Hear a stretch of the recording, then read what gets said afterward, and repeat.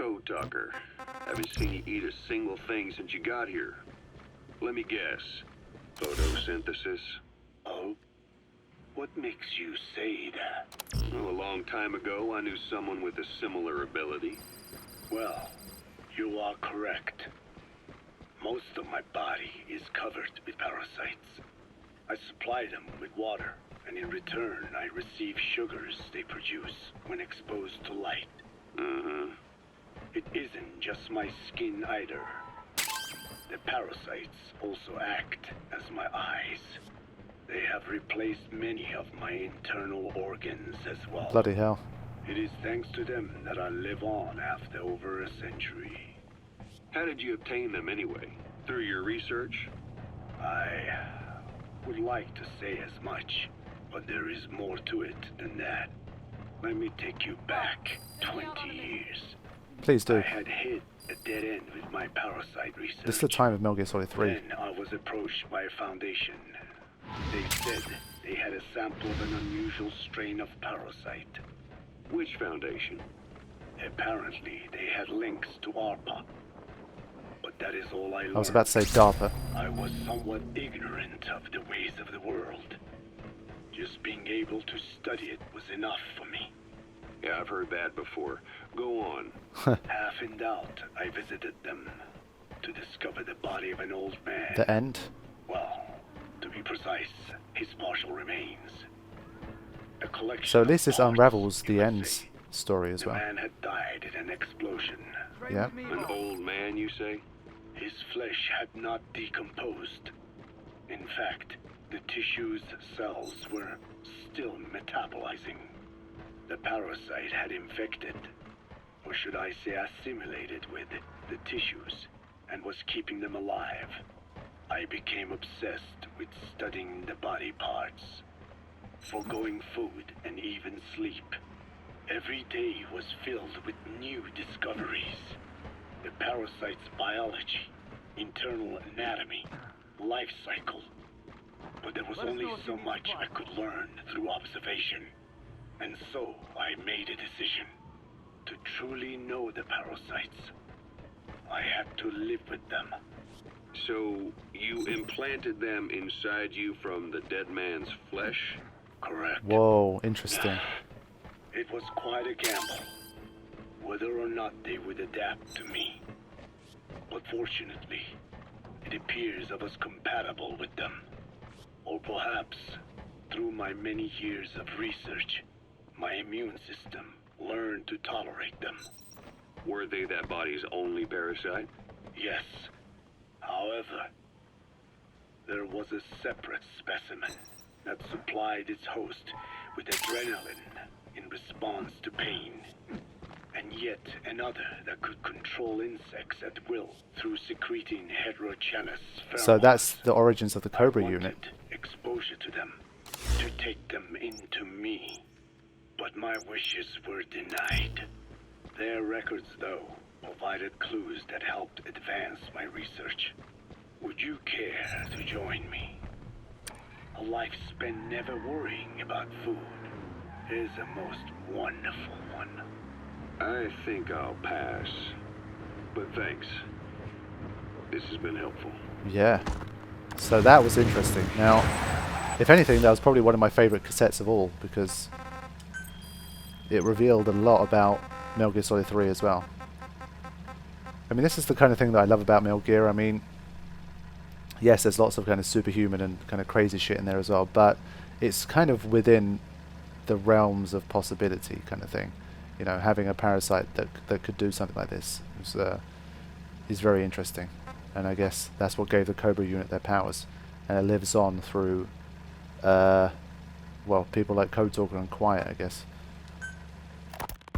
The one that covers the parasite that lives on the surface of the skull's bodies is what gives them their power, similar to my children who live in my skin. I modified the parasites I isolated from the body of that old man, differentiating them with various abilities. One that can blend perfectly into its surroundings by exposing the pigments in its cells at will. Another that, by harboring multiple species of metallic archaea, can oxidize and reduce metal. Isolating the one that covers and transplanting it into an artificial medium should provide the same abilities as the skulls. Whoa. But they can only subsist within a human body. Once transplanted into the medium, they will eventually die. Another thing, the weakness of the one that covers is desiccation. Their surface moisture loss is greater than ours. The reason they give off mist is to alleviate this by releasing the salts inside them as microparticles. Water vapor condenses around them, appearing as mist. Bloody hell. But this dries out the atmosphere until they cannot even produce mist. And once their supply of water from the host runs out, the parasites are in danger. They, along with their host, enter a form of suspended animation. However, a similar effect occurs if they come into contact with a large amount of water. Rain, for instance.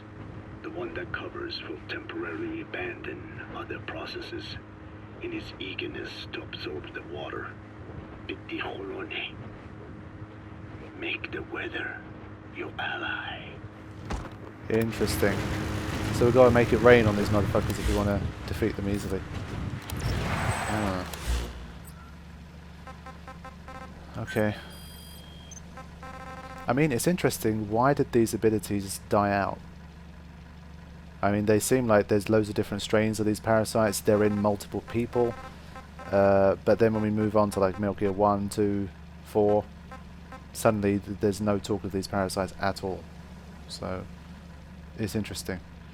Now, this is very important stuff because these are questions we had at the end of the game. So again, instead of revealing stuff to you through cutscenes and kind of, they feel like obviously it probably breaks up the experience too much. They prefer to just do it this way. Skullface has finally burned out.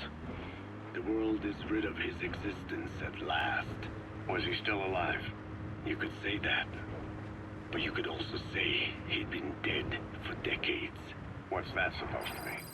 Biologically speaking, it's hard to say how much was his life. Side effects from the treatment? No, the primary effect. Keeping a dying host alive as long as possible. That is the whole point. But in the end, he grew too dependent on his children. As if he had any other way to keep on living. He first underwent parasite therapy before the Soviet Union became his home. His body was horribly burned. Fire washed across his thin young frame and stole his skin and his throat, even his lungs. Only through repeated therapies could the parasites keep him alive. Most of his life became something the parasites gave to him. And then he lost the ability to die. That is correct. The parasites live on past the host's death, still aiding cell composition. At that stage, there is no way to extract them from the host. So there's cells. nothing these parasites can't do. There is no way of knowing when the last cell of Skullface's body would die. The only choice was to burn the whole thing. And his children, along with it. And I am one to talk. When my life is snuffed out, I expect you to treat my body the same way. And when I burn, I will truly be one with my children for the first time. You say there were 3 English vocal parasites. According to Skullface, yeah. Skullface had 2 of the English strain with him. You burned both of them. There was an oil fire. I tossed him in. So that just leaves 1. And you tell me Skullface said he used it. He said it was very close to me. Very close. One of your comrades. Or someone ordered to kill you. Or he could have been speaking metaphorically. Metaphorically. Close to your spirit, close to your heart. Someone who either loves you or despises you. The second one makes a long list. Whichever it is, act with caution. Skullface implanted someone with the English language strain. Who it is irrelevant. Why? I tell you what Skullface really meant. Very close to you means you will be exposed. All the infected here have been given the Wolbachia. Even if the vocal cord parasites infect them now, they cannot reproduce. But if there's a different host among us, host to the English strain. If that were the case, we'd see the symptoms. What about the non-English speakers? We have plenty of those, but the staff use English as a common language. But if that someone has not spoken English yet, and begins to speak it now, There'd be another outbreak. the final mating pair of the English strain must be found immediately. Skullface is gone, but his threat still remains. On this base, do you see what the final mating pair is? With him dead, those parasites are the stain he wished to leave upon the world. His thirst for vengeance. In their flesh. Think. Does anyone here bear a grudge against you? Who would target you, specifically? The ethnic cleansers that Code Talker mentioned, they weren't Skullface's true goal. All we have is circumstantial evidence, but here's my theory. It was Cypher who started developing the vocal cord parasites as bioweapons, parasitic weapons, and Africa was the testing ground for them. As Code Talker said, their purpose is the ethnic cleansing of only those who speak a particular language. So they could do a weapon of mass destruction to eradicate specific groups, races, ethnicities, or colonies by the language they speak. Or a kind of absolute language control. Or maybe a tool for those arrogant fools to build some misguided utopia. I can see plenty of uses for them. However, in practical terms, they wouldn't be as dangerous as you'd think. Counteracting the parasites is easy, after all. Exactly. Cut them out of your throat to save your life, or just don't talk. Exactly. That also prevents the infection from spreading. So if the international community were to find out about them, they'd no longer be the threat they Yes, were exactly. conceived This is to what be. I've been talking about. In which case, their targets would be limited to minority groups as a deterrent or a terrorist tool. It's hard to imagine Cypher developing something like that as a main weapon for their arsenal. That leads me to think we've only tugged on one little thread in Cypher's grand tapestry. An obscure corner of their work, possibly forgotten altogether. In any case, things changed. When Skullface was forced to relocate to Africa and he saw that thread dangling. All the time he continued that research, he was secretly following his own agenda. The ethnic liberator parasites. His English language strain. That's interesting. Skullface said there were only 3 samples of the English language strain parasite, and I think we can believe him. Bringing his ethnic liberator's plan to fruition depended on creating an English version of the vocal cord parasites at all costs. But an English strain would have been useless to Cypher. Worse, it could have destroyed everything they'd built. It was the one type they couldn't allow. That means Skullface was forced to develop his English strain out of sight of Cypher's network. Naturally, he couldn't use the greenhouse facility Cypher had set up and filled with guinea pigs. Skullface must have found some secret place to create his precious few English parasites, hiding all evidence like a man cheating on his wife. Somewhere, an entirely standalone environment. And when his plan entered its final phase, he must have made the place disappear. Some little room, could be anywhere, but now nowhere at all. We'll never know where he did it, but to elude Cypher's surveillance, it couldn't have been big. I believe Skullface was telling the truth. There were only ever 3 samples of the English language strain. Why activate Sahelanthropus in Afghanistan? This is how Skullface wanted things to play out. The Soviet Union secretly develops a new type of nuclear weapon and successfully deploys it in Afghanistan. Revealing the existence of Sahelanthropus results in a return to the glory days of the Cold War. The threat it poses reignites the nuclear arms race between the world's major powers. The demand for nuclear weapons increases around the globe. What if you then introduced a nuclear weapon anyone could get their hands on? Non-nuclear nations, militant groups of all shapes and sizes, they'd all jump at the chance. Sahelanthropus was a marketing tool to sell nukes all around the world. But I think it's safe to say that plan was stamped out before it got up and running. The world's intelligence agencies never did turn up anything conclusive on it. After all, Sahelanthropus vanished before word could spread. Everything that's happened is already a fading memory, never to join the pages of history. Except for Cypher. Cypher won't forget. They'll already be working on something, quietly beneath the surface. They'll use the pieces of data scraped together from this incident to build their own bipedal weapon.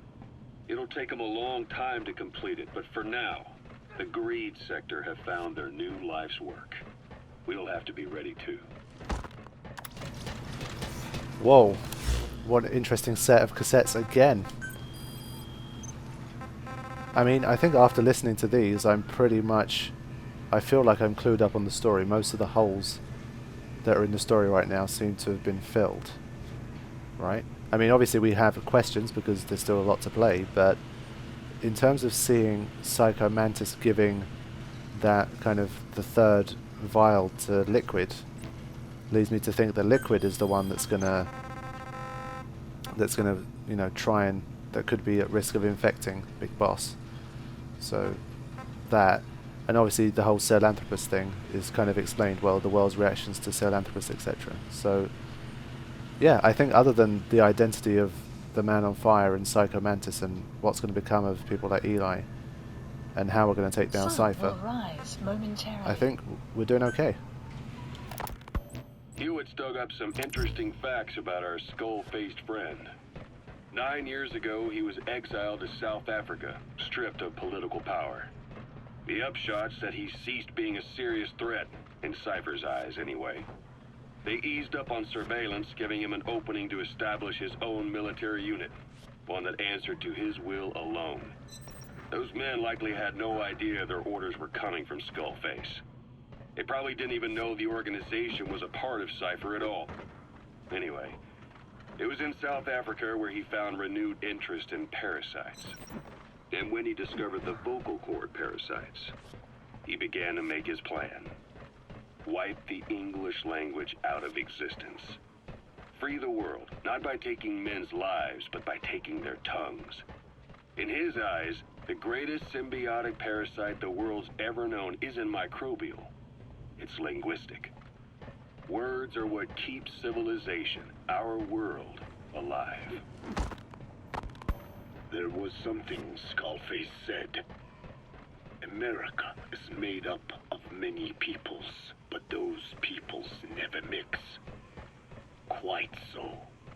One nation, home to hundreds of different ethnic groups, many of whom stick to their respective living areas.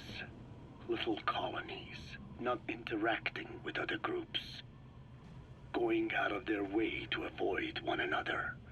Their land, organization, relationships. Thus, the United States of America is no melting pot. It is more of a salad bowl.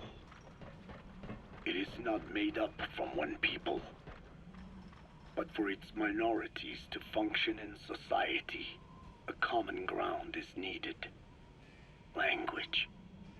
Even if the country is not one. No, because it's not one, a lingua franca is necessary. English. American hegemonism was born from the illusion that English could unite diverse ethnicities. In taking in people from around the globe, America became a microcosm of it. Now the boundaries between it and the rest of the world have become blurred. However different our neighbors may be, English enables us to create symbiotic relationships with each other. If English can bring unacquainted neighbors together in America, this should hold true for the world. This salad bowl that is the world can also become one. Okay. I've grown tired of roaming around Mother Base now. I think I don't have the energy to listen to any more, but now we've got the hamburgers of Kazuhiro Miller, so that's good. So yeah, like I said, I think we've done a good job of, well, they've done a good job of explaining everything that we need to have. Like I keep saying, in general, I'm not sure if I like this method the best. I wish maybe anything that's yellow in the cassettes had some way of appearing in the game, like in a cutscene form, or like a radio call, something that you heard in that way while you were playing. And the white ones could remain as cassette tapes. I wish that was the case. But can't have everything, I guess.